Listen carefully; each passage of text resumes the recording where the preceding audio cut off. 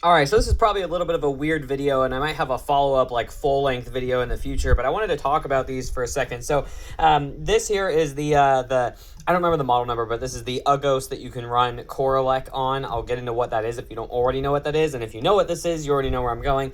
And then this is the NVIDIA Shield TV Pro from 2019. These are basically the two best, like, home media streaming devices that you can get right now for, like, a proper, like, more home theater-like setup. There is the Apple TV as well, also a great option, but we're talking about these two in specific for a few reasons. So the NVIDIA Shield TV is great. It's very fast. It's very snappy. It's got a good UI.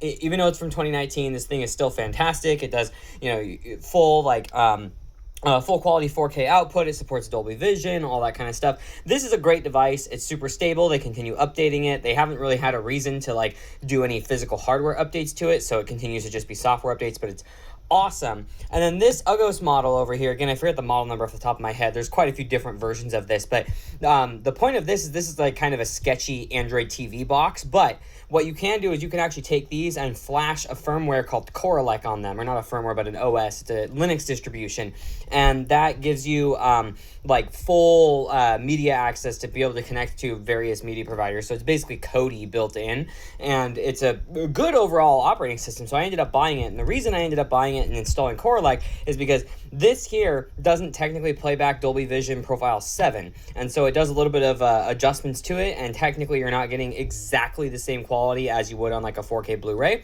And I have a lot of 4K Blu-rays, so my idea was like, oh, I want to take my 4K Blu-ray rips and I want to make it so that I can watch them in perfect identical quality, because otherwise why not just go get the Blu-ray and stick it in the Blu-ray player.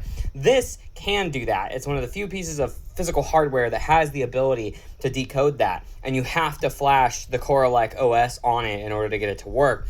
So I went ahead and did that, but it turns out that the quality difference is just not worth all of the trouble that this takes. So it was a bit of a pain to get some things going, and I am by no means unfamiliar with flashing operating systems and all that kind of stuff. Like, it was still a bit more cumbersome than I really feel like it should be, but also it just hasn't been stable. CoreElec crashes sometimes. Certain movies play and stop randomly in ways that they definitely don't on here and wouldn't. It's not a server issue or a hardware issue anywhere else. It's something specific with the OS. Rebooting sometimes fixes it, and then it'll behave fine, and everything is always smooth on here. So anyway, in short, this is just, it's still the best home media box out there, and honestly, getting full quality Dolby Vision is not worth the pain of this, not to mention how terrible its remote is compared to the beautiful NVIDIA one that is backlit and everything. So anyway,